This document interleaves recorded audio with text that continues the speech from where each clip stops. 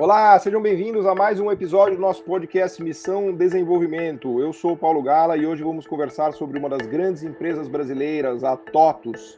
Lembrando que a gente tem conversado aqui no nosso Missão Desenvolvimento com pessoas, né, e integrantes e participantes de processos de sucesso de empresas brasileiras, né? A gente já conversou aqui sobre Embraer, por exemplo, sobre WEG, sobre outras empresas também, e hoje a gente tem a oportunidade de falar sobre esse caso fantástico, ao meu ver, um dos grandes cases, né, um dos grandes casos de sucesso brasileiro, que é a TOTUS. Né? Para conversar sobre essa empresa, sobre esse setor, né, e sobre essa experiência, a gente recebe dois grandes entendidos aqui do tema, que são o Marcelo Cosentino e o Maurício Neves. Então, já passo a palavra aqui para o Maurício, pedir para ele se apresentar um pouquinho, para o Marcelo também, e daí a gente já começa a falar do assunto do dia. Sejam muito bem-vindos. Obrigado.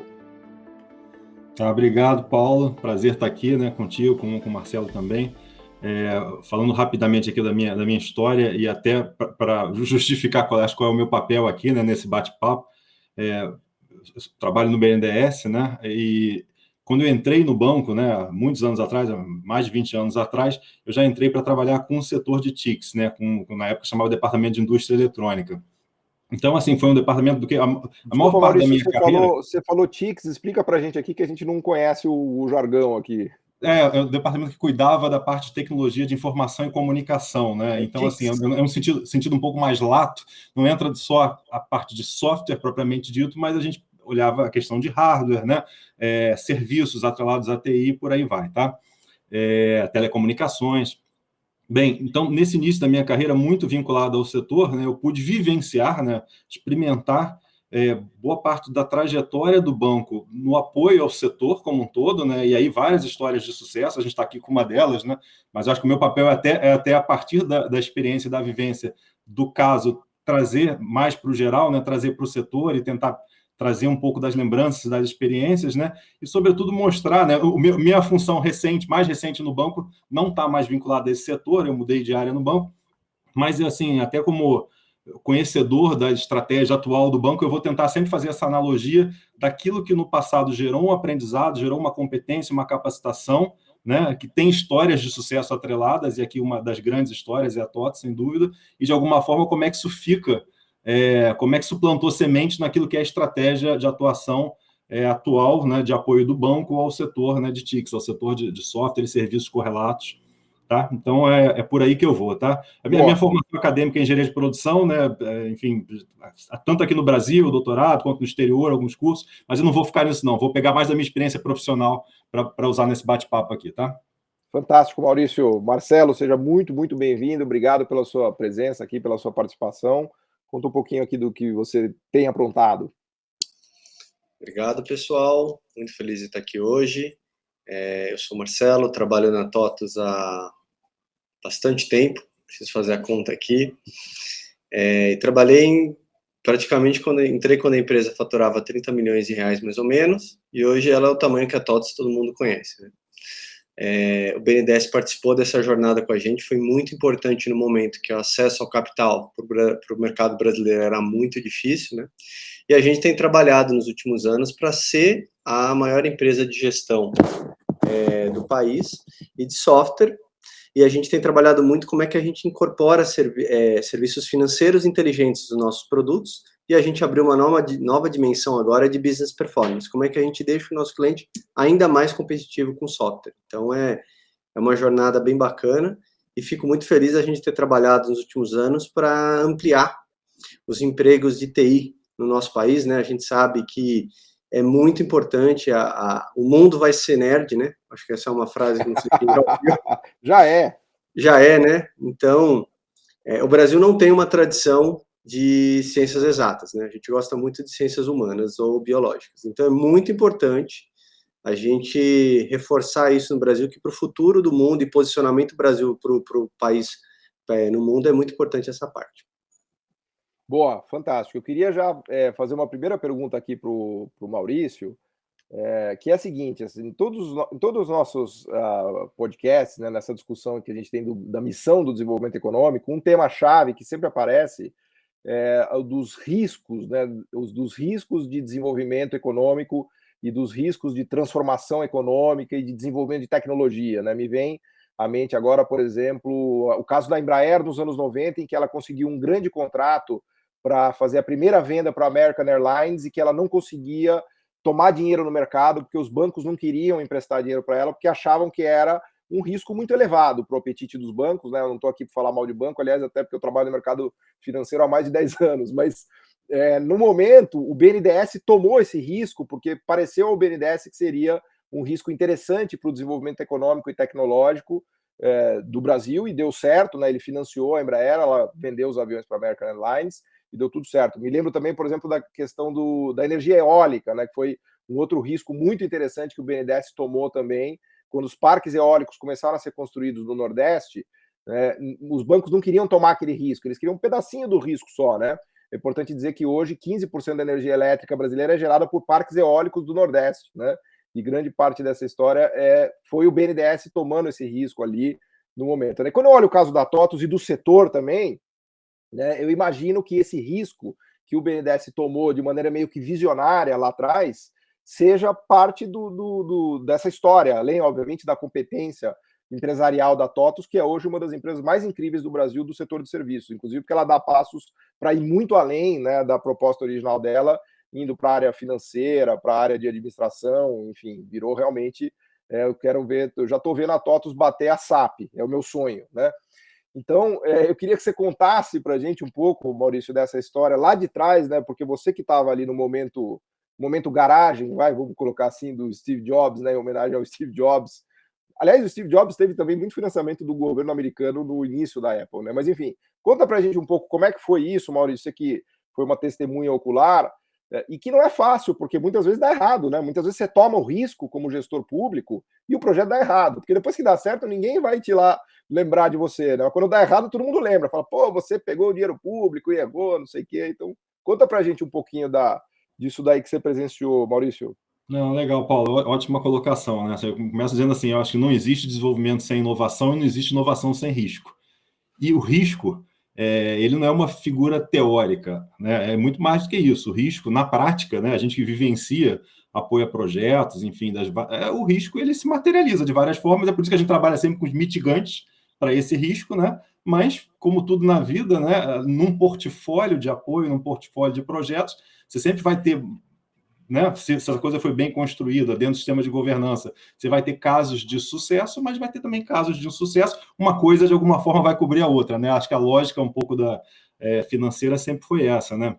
Então, voltando no tempo e falando um pouquinho do ProSoft, que foi o nosso programa pioneiro, né, de apoio ao setor de software e serviços, a visão de que se tinha naquele momento, a despeito de ser um instrumento de dívida, sempre foi uma visão de capital de risco, né? É uma visão que lá na nascença, de alguma forma, atrelava o próprio sucesso das empresas, e a gente media isso com diferenças de curva de faturamento, né? Logo nos primeiros anos do ProSoft, era a partir daí que o banco eventualmente se remunerava, né? E se remunerava sempre que o sucesso vinha, que o faturamento de fato crescia, tá? Por que isso, né? Na verdade, tem uma série de motivos para isso, né? Em primeiro lugar, talvez porque a própria indústria de capital de risco, no sentido mais clássico, né? E não no financiamento que se beneficia do crescimento, mas no sentido daquele que participa no equity das empresas, não era tão desenvolvida como a gente, de fato, tem hoje, né? Uma indústria um pouco mais madura, né? A quantidade de fundos de capital de risco não era a que a gente tem hoje, de gestores trabalhando nessa indústria. Não era. Estamos falando de que ano, Maurício? Só para ter um horizonte temporal aqui? 2004, alguma coisa assim, tá? Estou aqui meio de cabeça, mas é por aí, né? Então, início do ano 2004. E esse é um motivo. O segundo motivo é a própria estrutura da indústria, né, de inovação, da indústria de TICs. Ela não é uma indústria que tenha o principal ativo que se oferece a um banco, uma negociação tradicional de crédito, que é a famosa garantia real. Né? Essa indústria não tem a garantia real, não tem. Ela é um intangível, ela é um intangível por definição, né? Então, assim, outro motivo pelo qual os produtos de capital de risco, né, parecem sempre ser os mais adequados, né? Quando o banco mudou para uma segunda etapa, ele partiu para um financiamento, mas qual foi a novidade, né? A novidade ali, entendendo a dificuldade da questão de garantia que essa indústria tinha, a gente financiava sem essa garantia real vinculada. No ProSoft era um financiamento apenas com o aval dos empreendedores do projeto, que precisavam mostrar que acreditavam naquele projeto. Né? Só para entender, Maurício, o ProSoft era essa linha do BNDES que financiava esse tipo de recurso? Isso, exatamente. Era um programa com várias linhas, mas, sobretudo, assim, na parte de apoio ao investimento da indústria, exatamente isso, e ele teve etapas, tá, Paulo? Por isso que eu estou falando, ele teve fases, eu não lembro exatamente, mas ele teve amadurecimento ao longo do tempo. Então, a concepção dele na nascença era uma, depois ela mudou um pouquinho para esse financiamento sem a questão da garantia real obrigatória vinculada, e depois ele no fundo, ele partiu para uma etapa onde a gente tinha lá um portfólio grande de produtos. Assim, o ProSoft ele não é uma única linha, né? Ele é um programa setorial.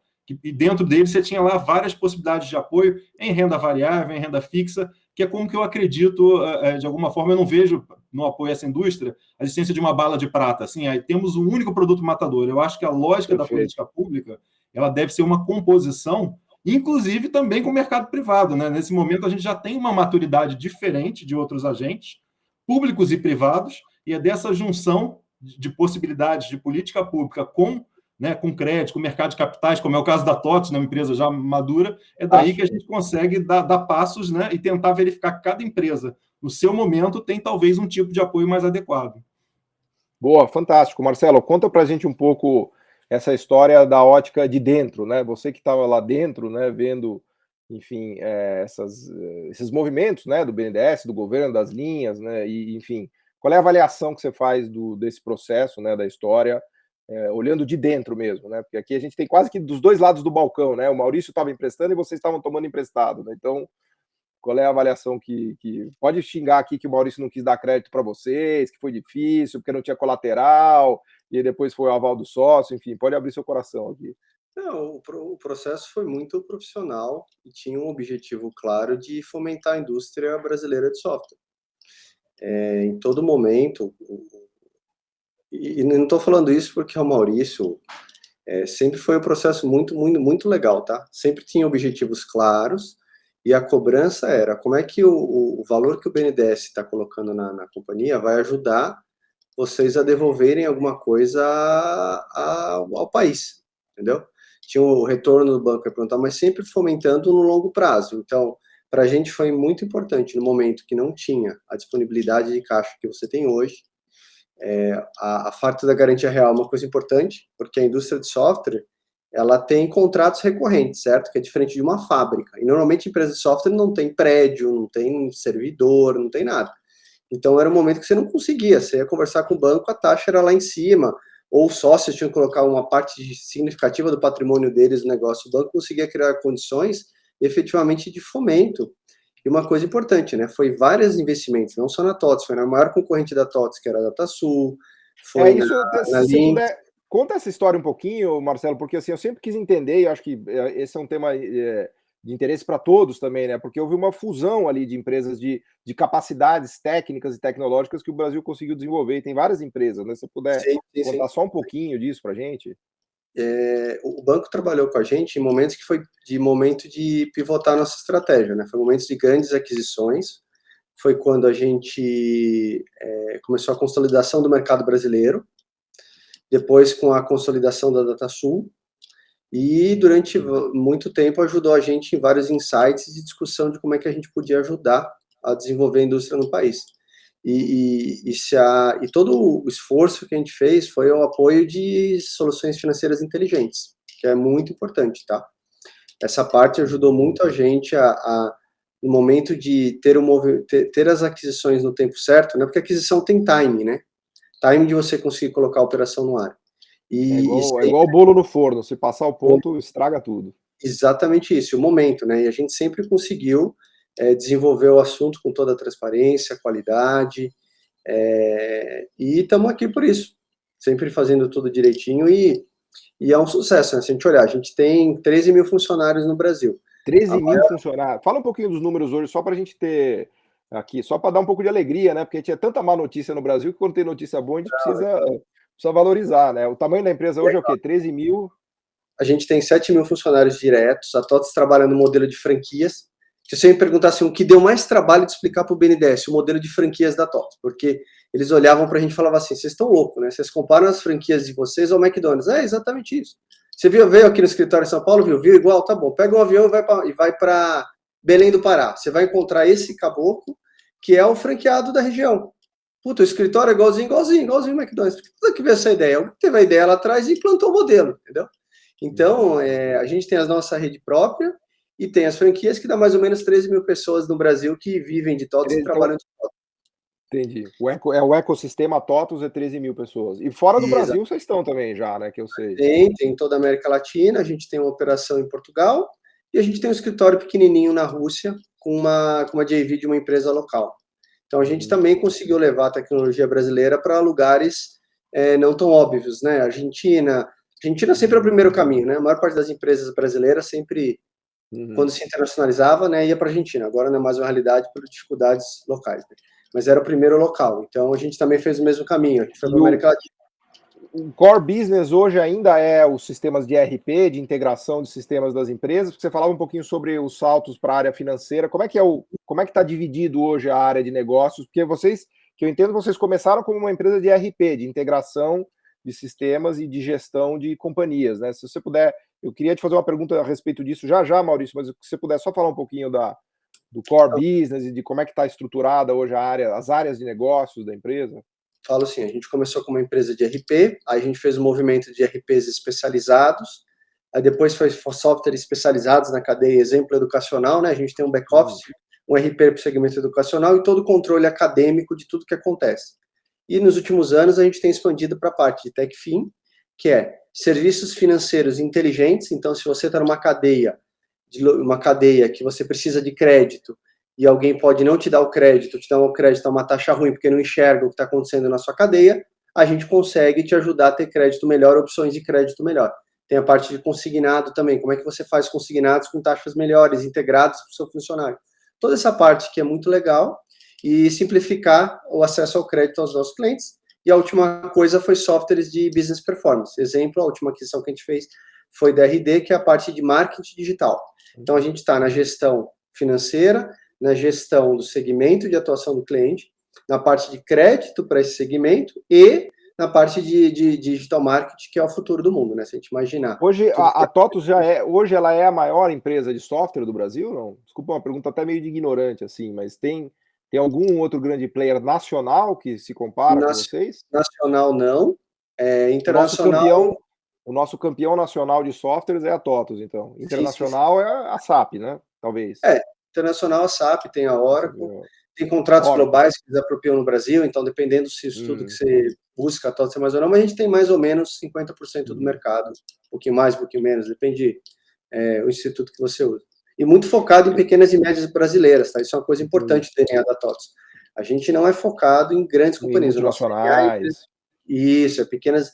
É o Brasil que faz, que é o nosso mote de marketing. É o Alto Posto Pinheirão, é a transportadora Senhor João, lá do interior, que nenhum de nós ouviu falar, mas a maior transportadora do Maranhão, é a transportadora do Norte, Nordeste, do Mato Grosso, do empresário. E isso é muito legal do Brasil, né? Isso é uma coisa bacana.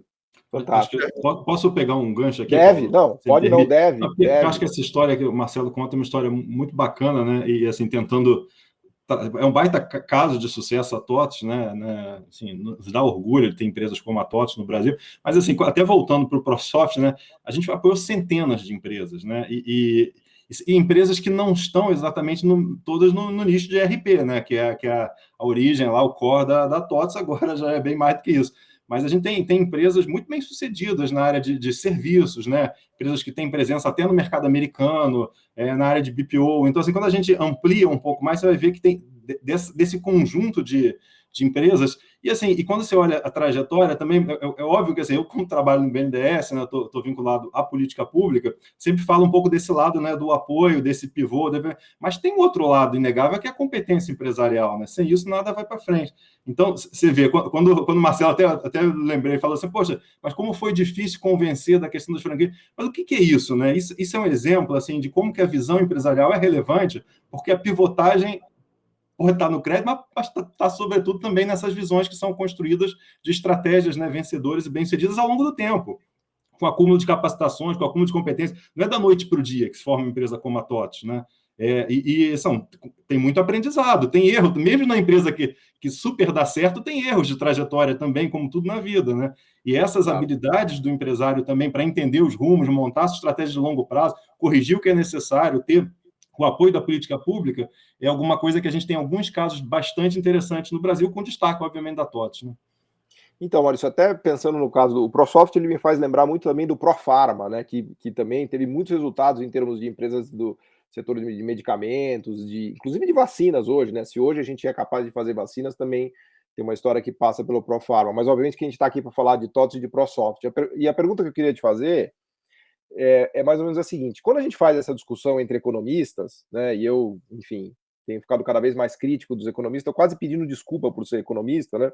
Mas uma das discussões muito importantes entre economistas em relação a uma visão mais crítica às políticas públicas é que o gestor público, ele não é um ser onisciente, né? Ele não tem a capacidade de enxergar o que vai acontecer, o que é a melhor resposta de mercado, ou o que vai acontecer, quais são as melhores decisões a serem tomadas, por isso que essas respostas têm que estar na mão do mercado, né? Essa é uma visão. A visão que a gente tem aqui no podcast de Missão de Desenvolvimento não é essa. A visão que a gente tem aqui é uma visão de que o setor público e o gestor público ele precisa tomar riscos em momento que o setor privado não quer tomar esse risco por algum motivo, né? Mas é evidente que ele não precisa tomar riscos aleatórios de coisas estapafúrdias, ele precisa tomar riscos de coisas acertadas, como foi o seu caso, o caso do ProSoft, e o caso da TOTVS, e o caso da Embraer, e o caso da VEG, o caso, enfim, poderíamos ficar aqui falando horas, né? Mas a pergunta que eu queria te fazer, Maurício, é a seguinte: o que vocês olhavam lá atrás, o que vocês olham ainda hoje para tomar esses riscos, né? Quais são os critérios? O que tem ali no radar de vocês, né?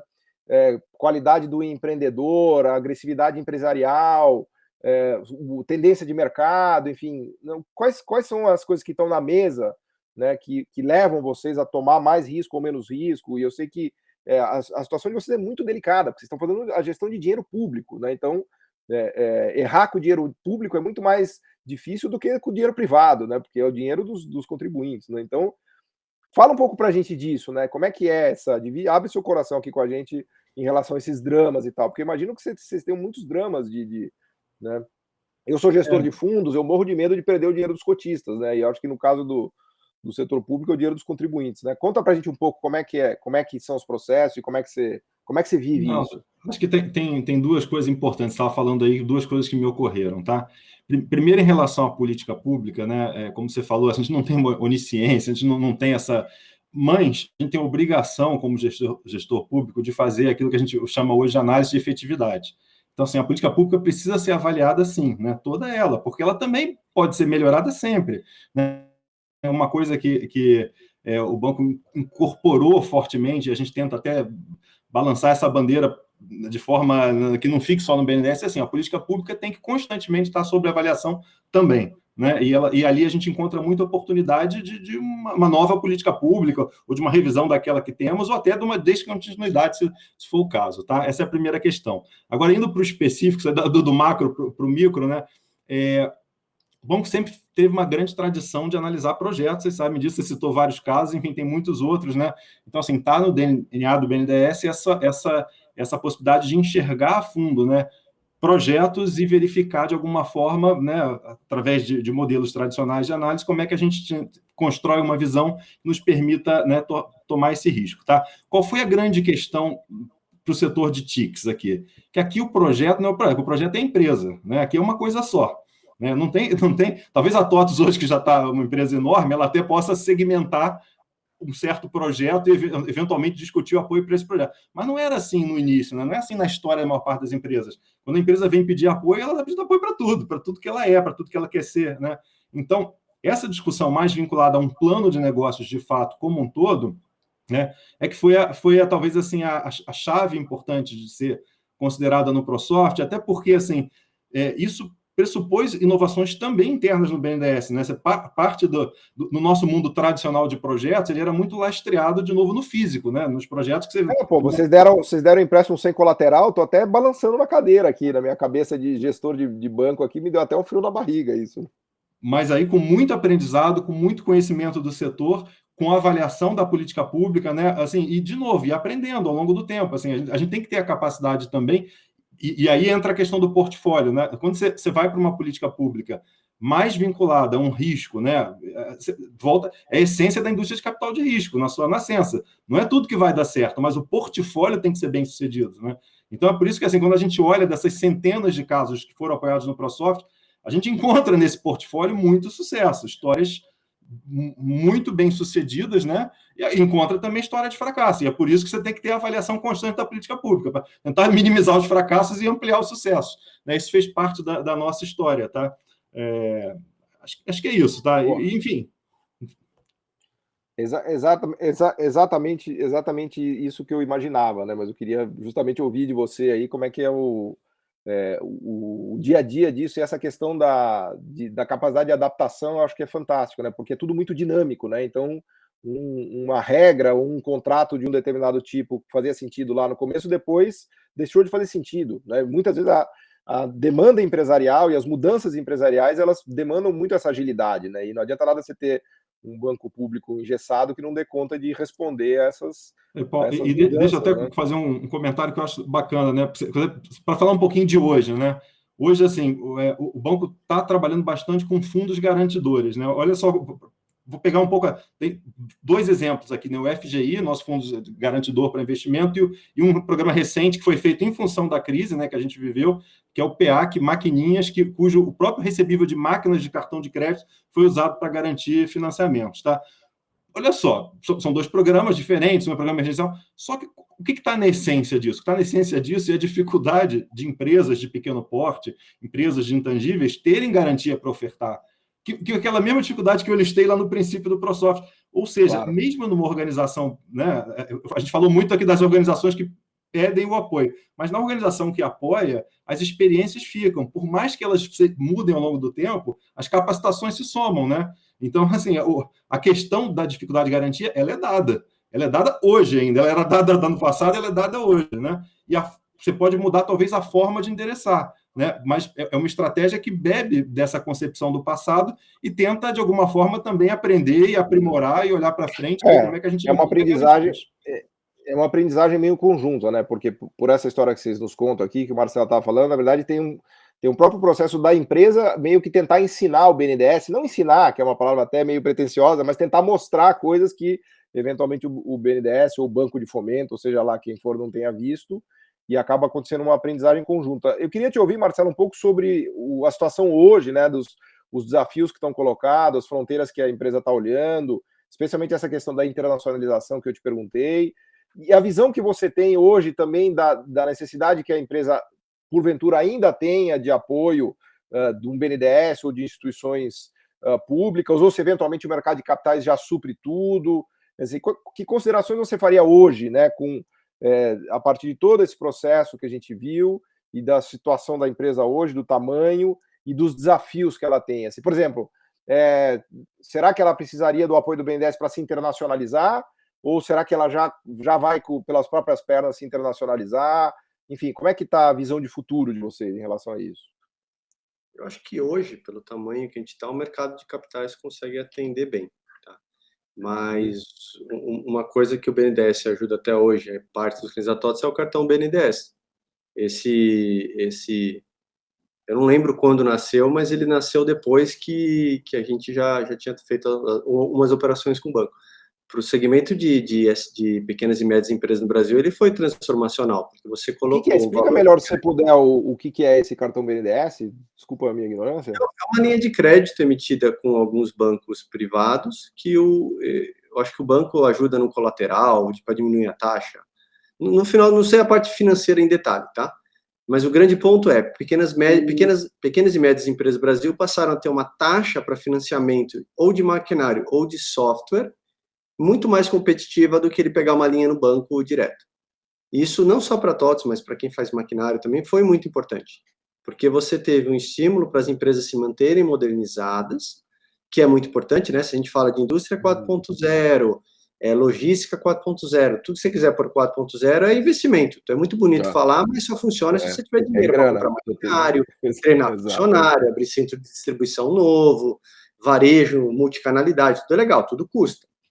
E a linha ajudou muito o empresariado brasileiro a poder estar preparado para esse cenário que aconteceu, né?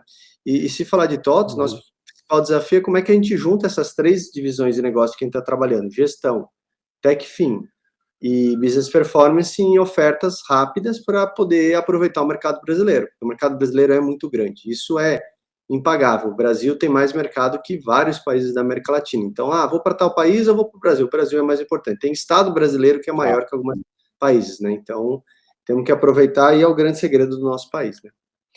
O cartão BNDES, vocês operam em conjunto com o BNDES nessas linhas para os clientes? Não, só para entender melhor. Acho que no sentido financeiro, não, né? São bancos parceiros do BNDES. Talvez no sentido da ponta da venda, sim.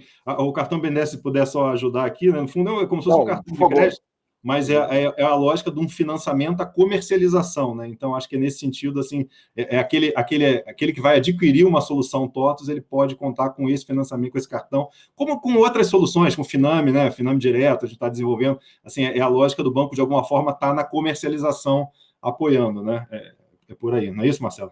É isso mesmo, e ajuda a cadeia inteira, não só software. Às vezes o cara compra software da TOTVS e está refazendo uma parte do CD dele, a construção de um CD dele. Ele consegue, com essa linha, com esse financiamento, né? O cartão é tipo um cartão de crédito no final do dia, né? Ele acessar uma linha de crédito a uma taxa extremamente competitiva para pequena e média empresa, e sempre reforça. Grandes empresas normalmente conseguem se virar bem em financiamento conforme elas vão crescendo. A pequena e média empresa que é onde falta apoio. Não apoio, riscos às vezes não compensa ao setor bancário a dar o apoio, e nessa parte o BNDES ajuda muito o Brasil como um todo. Aí você vê que a gente volta sempre para a questão da garantia, não só como um colateral, mas como alguma coisa que pode trazer na ponta uma condição mais atrativa, né? A garantia não é só... Às vezes ela é a diferença em ter ou não ter o financiamento, mas às vezes ela não é a diferença em ter ou não ter. A diferença entre você ter numa condição mais viável, né? Eu tenho um exemplo legal que dá para falar, que eu falei desse programa bastante interessante, né, que foi o PEAC Maquininhas, que era esse financiamento cujo lastro vinha do recebível futuro de maquininha de cartão de crédito, né, que foi uma ideia para a crise, mas foi aliás, essas maquininhas explodiram, né? Agora você qualquer coisa, você vai no banheiro, o cara te dá uma maquininha já. E aí, para falar de TICs aqui, né, um dos segmentos que o banco vem sempre trabalha, a gente tem uma visão interessante sobre isso, tem efetividade no nosso apoio, é o segmento de provedores regionais, né? Aqui estou saindo do software clássico, estou entrando no provedor, mas acho que faz parte do ecossistema, né? A gente precisa da internet banda larga, sobretudo em regiões menos favorecidas. Então, assim, o banco tem também uma visão para isso, e é interessante como a gente olha assim, o que foi feito em 5 meses de apoio, né? Mais de 500 milhões, por esse lastro de garantia que foi dado nesse programa emergencial, corresponde assim, a 10 anos de financiamento no modelo mais de ir no banco, pegar um BNDES indireto. Então, assim, quando você destrava a questão da assunção de risco, se viabiliza o negócio, né? É por isso que a lógica da estratégia, que lá atrás falou assim, o setor não tem garantia, vamos financiar sem garantia real, mas que vai sendo transformada. Como é que a gente traz soluções financeiras que puxem, né, para a política pública o risco daquele crédito, o problema é justamente esse, né, mas porque quem já tem garantia consegue financiamento. A questão é como você financia quem está com dificuldade de ter garantia, mas que tenha algo promissor, ou que seja, obviamente... E a pequena e média empresa tem dificuldade, entendeu? Ela precisa desse apoio nesse risco, até para ela poder tomar o seu crédito, né, de um parceiro do BNDES, no mercado bancário, onde for. Ela precisa de alguém junto com ela, de alguma forma, viabilizando essa condição diferente por esse risco compartilhado, né? Que até, assim, aproveitando já nesse gancho, vai lá, Marcelo, pode falar. Não, é muito importante essa parte do risco compartilhado, porque a gente enxerga muito e vê muitos clientes nossos usando esse momento de pandemia para ajustar algumas coisas difíceis na operação deles e aproveitando os apoios financeiros que foram disponibilizados. Então, já que eu estou com a fábrica com impacto, eu vou aproveitar e mexer na minha dinâmica de produção para quando voltar, porque o mundo vai voltar, certo? Vamos torcer todo mundo que o quanto antes melhor, eu vou estar melhor posicionado. Então, isso é muito legal. Por isso que eu sempre volto ao ponto que o empresariado brasileiro é muito único. A gente vive, o Brasil é oportunidade, né? Não é crise. Essa frase é famosa, mas a gente tem que viver ela todo dia. Boa.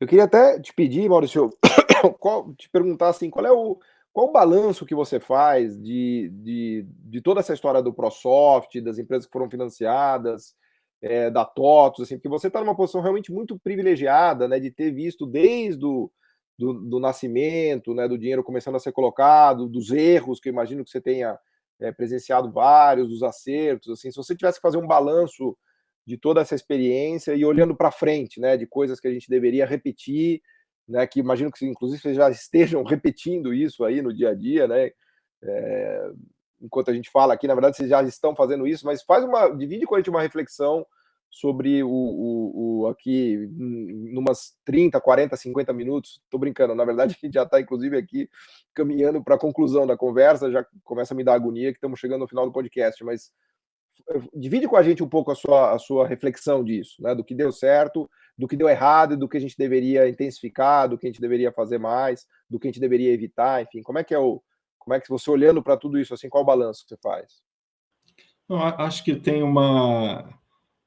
A primeira coisa é o seguinte, né? Quando eu olho para esse conjunto, assim, é óbvio que me ocorrem vários nomes na cabeça, mas eu vou evitar citá-los, tá? A gente está falando aqui da TOTVS, eu vou citar só porque, assim, qualquer outros 10 que eu cite, vai faltar mais 10 e por aí vai, tá? Mas ao longo dessas centenas de apoio do banco, né, foi um apoio, de fato, ao setor, só para muitas empresas de pequeno porte, etc. A gente tem muita história bonita para contar, né? Tem muita empresa por aí que, pela sua competência empresarial e também com essa alavancagem trazida pelo apoio da política pública, hoje está numa posição muito bem sucedida, né? Como empresas que cresceram, empresas que foram para o exterior, que estão disputando o mercado com as grandes empresas, e por aí vai, tá? Então, assim, quando eu olho para esse portfólio, eu lembro, primeiro, assim, do conjunto de histórias, me parece que a gente está naquele caso onde a gente conseguiu ter, de alguma forma, um conjunto bem-sucedido, né? Conjunto bem-sucedido e, de novo, e com evolução no tempo, porque aí entra a minha segunda reflexão. Tudo na vida evolui, né? O setor evolui, né? A política pública evolui. Então, quando a gente pensa no para frente, não dá para eu voltar para 2004 e falar porque eu fazia isso que era o certo. Não. A gente tem que aprender com aquele período, e o ProSoft ele foi muito isso, né? Ele foi marcado por fases. Então, numa fase de 2004 a 2010, o que podia ser melhorado ali? E são aquelas trocas que eu falei, o programa tinha uma certa concepção, vamos mudar a concepção dele, vamos incluir mais produtos, vamos trazer a renda variável. Ele existe ainda como programa ou ele acabou já? Ele não existe mais como programa, né? O que eu vejo hoje é, como eu falei, assim, o conceito das coisas que talvez eram as dificuldades setoriais se transformam em outras coisas, né? Então, assim, ele não existe, mas ProSoft não tem mais essa logomarca, não existe. Tá. Mas aquilo que ele plantou fica, né? Fica de várias formas. E, por outro lado, assim, quando a gente traz para agora, até para olhar para frente, eu falei, tudo na vida se transforma, né? Então, a gente tem que pensar na própria situação do mercado de capitais atualmente. A gente tem de fato, uma oferta de crédito maior do que tinha anos atrás, né? E assim, mas tem gargalos. E aí é nesse gargalo que entra, né, de novo, a questão das garantias, né, a questão dessa assunção de risco.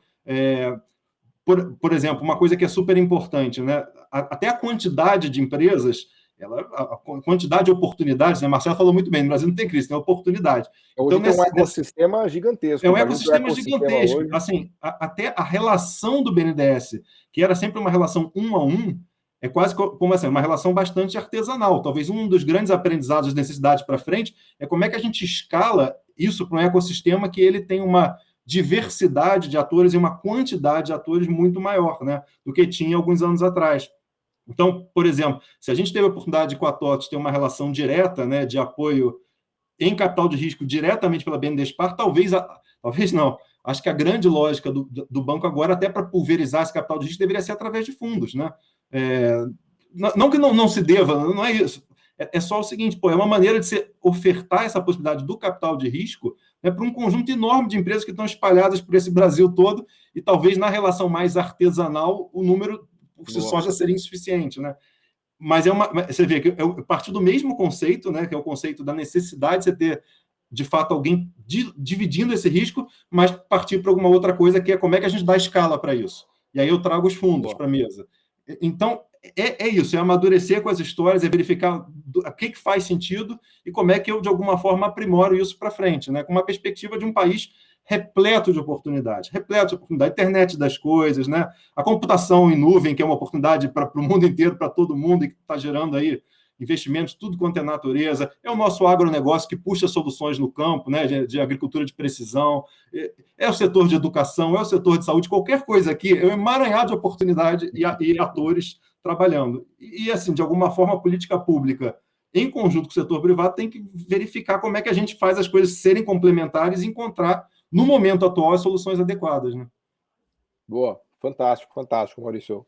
Queria pedir para você, Marcelo, também fazer uma reflexão, a gente já está caminhando aqui para concluir, né, enfim, da avaliação que você faz também dessa história, né, do papel, né, que o BNDES teve, dos bancos públicos, do governo e da competência empresarial, que obviamente vocês tiveram, e do ecossistema que existe hoje no Brasil, né, porque eu acho que esse foi um salto fantástico, né, se a gente tem um ecossistema industrial talvez ainda fraco hoje, um ecossistema que certamente a gente tem forte e que floresce é esse ecossistema de softwares e de do que a gente chama de serviços sofisticados, né, ligados a finanças, educação, enfim. Qual é a reflexão que você faria para a gente aqui, Marcelo, dessa conversa aqui rápida que a gente fez?